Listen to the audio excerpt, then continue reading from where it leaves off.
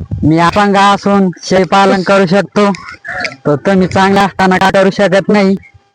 परत आता एकच शेळी पालन नाही नुसतं, त्याच्याबरोबर पंक्चरची दुकान आहे. 50 कोंबड्या सांभाळते कोंबड्या आहे तुमच्याकडे? हो. किती कोंबड्या आहे? पंक्चर कोंबड्या परत रसवंती पुन्हा या शेळ्या. म्हणजे 4 व्यवसाय आहे यांच्याकडे. म्हणजे बघा मित्रांनो, खूपच चांगलं मार्गदर्शन घ्यायचं.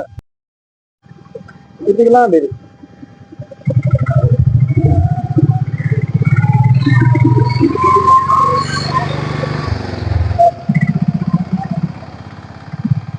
बरेच मी काम करतो, कामल्याची इथपर्यंत जाऊ ना आपण थोडं. बस. बस. बस.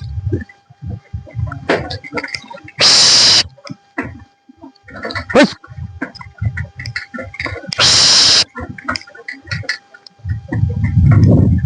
बस. शेळ्या मला जायचं कामच नाही का? खाली अजिबात जात नाही शेळ्या.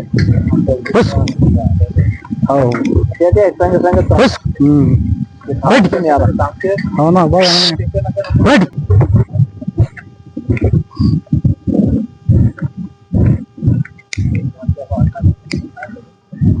अरे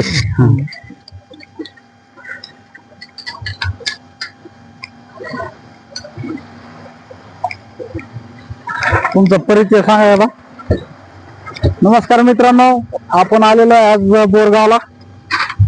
तर हे दादाकडे आलतो. यांचं बघा बा अपंग आहे, पण हे बघा शेळी पालन किती शेळ्या क्वालिटीचे आहेत यांच्याकडे. आणि हे व्हीलचेअरवर शेळी पालन करतायत याच्यावरून. आणि क्वालिटी बघा शेळ्यांची किती नंबर आहे की.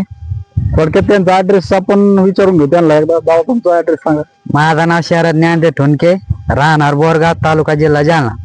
आता किती वर्षापासून शेळी पालन करताय तुम्ही? आम्ही 4-5 वर्षापासून. 4-5 वर्षापासून करतात. हो. परत शेळ्याची क्वालिटी नंबर 1 आहे बरं. आणि आता या शेळ्या म्हणजे पहिल्यापासून इतकंच आहे का एका शेळीपासून सुरुवात नाही, केली? एका शेळीपासून सुरुवात केलेली. एका शेळीपासून. हो. त्याच्यानंतर यांच्याकडं पंक्चर काढायचं दुकान पण आहे, ते पण तुम्हाला दाखवलेलं आहे. ते पण तुम्ही पंक्चर काढता स्वतः. हो.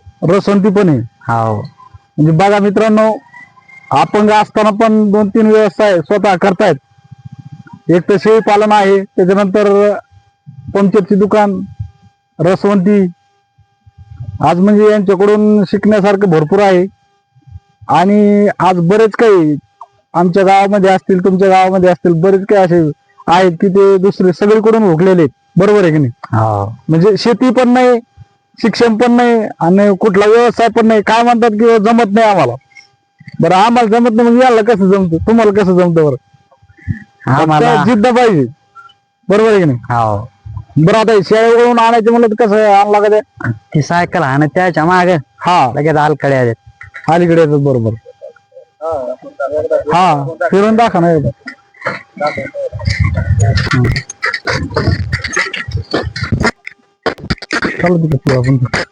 आपण अपंग असताना सुद्धा शेळी पालन करतायत. आणि आजकाल आपण कोणाला मुलं शेळी पालनाविषयी तर ते म्हणते शेळी पालन एवढं सोपं आहे का करायला? तर असे काही उदाहरण देतात ज्यांना काही कळत नाही, ते उदाहरण देतात नव्हते. आता दादांचं बघा तुम्ही, एवढी मेहनत करतायत, काय रानात व्हीलचेअर चालवत आहेत आणि जिद्दीनं शेळी पालन करतायत. त्याच्यानंतर पंक्चर काढतायत. पंक्चरची दुकान पण बघितली, तुम्हाला पण दाखवली या व्हिडिओ मध्ये. कोणाला खरं वाटणार नाही. कोणाला खरं वाटन का? हा, बरं, आता रिअल आहे ना, लाईव्ह आहे ना. लाईव्ह याच्यामध्ये काय आहे का? म्हणजे असं बनावट थोडंच आहे. एखाद्याला वाटत की बुवा हे गप्पा झाल्या. गप्पा आणायला असं विषय नाही ना. लाईव्ह मध्ये गावातले जर माणसं असून समजा रस केला तर स्वतः रस काढते. स्वतः. एक जणांना इकडून समजा ते बाजूला काढते स्वतः. आता गावामध्ये बरेच गावामध्ये असे मुलं आहेत की ते काही कुठल्याच कामात राहिलेले नाहीत. नुसतं आई वडिलांच्या जीवावर खायचं, मोबाईल बघायचं दिवसभर. आज एवढी मेहनत करून शेळ्या पण किती क्वालिटीचे बा. आणि कत्ताई म्हणजे याला सोडून बाजू जात नाही. एक नंबर क्वालिटी. शेळ्या पण अशा खराब नाही, काय नाही. आणि म्हणजे फिरस्ती शेळी पालन आहे की नाही दादा? हो. रोज डेली फिरायचं. तर हे म्हणजे वर्षाचं इन्कम किती याच्यामध्ये समजा सरासरी वर्षे 1,00,000 रुपये. 1 रुपये. फक्त 600 आहे. हो 6 शेळ्यापासून 1,00,000 रुपये कमी आहे. हो इन्कम चांगलं आहे आणि खरंच यांच्याकडून म्हणजे मार्गदर्शन घ्यायला पाहिजे की आजकाल फक्त व्यसन आणि फॅशन हे दोनच मुलांसाठी म्हणजे फायद्याच आहे. व्यवसाय म्हणलं की नच म्हणतो कोणी पण, बरोबर आहे की नाही? हो मोबाईल बघायला आणि व्यसन करायचं फक्त. असं जर व्यवसाय केला तर फायद्याचा आहे ना. हो बाकी तुमचं मार्गदर्शन सांगा थोडंफार. आजच्या म्हणजे नवीन युवकांना करायला पाहिजे की नाही शेळीपालन? शेळी पालन करायला पाहिजे. आहे की नाही? हो चांगला व्यवसाय आहे ना, हो त्याच्यामध्ये इन्कम चांगलं आहे.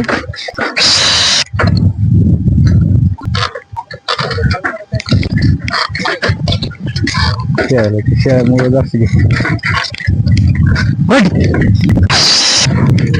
हा हा बोलायला पाहिजे. तुम्ही थोडं माहिती सांगा जाशी.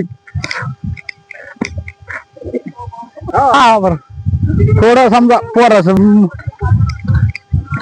मार्गदर्शन समजा तुमच्या हिशोबाने सांगा थोडं.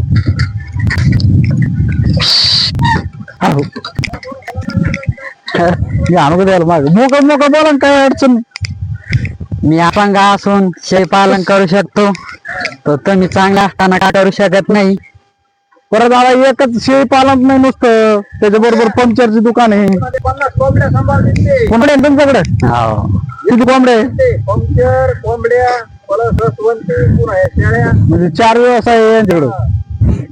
म्हणजे बघा मित्रांनो, खूपच चांगलं मार्गदर्शन घ्यायचं सारखं आहे यांच्याकडून. आज सुशिक्षित बेरोजगार म्हणजे बेरोजगार भरपूर आहेत ना, असे बसून काम नाही करणं काय नाही.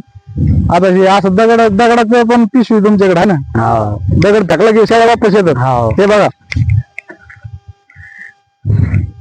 आहे का? एक फोटो कॅच करा रे. हे का खाली ऑप्शन आहे निघतो चांगला.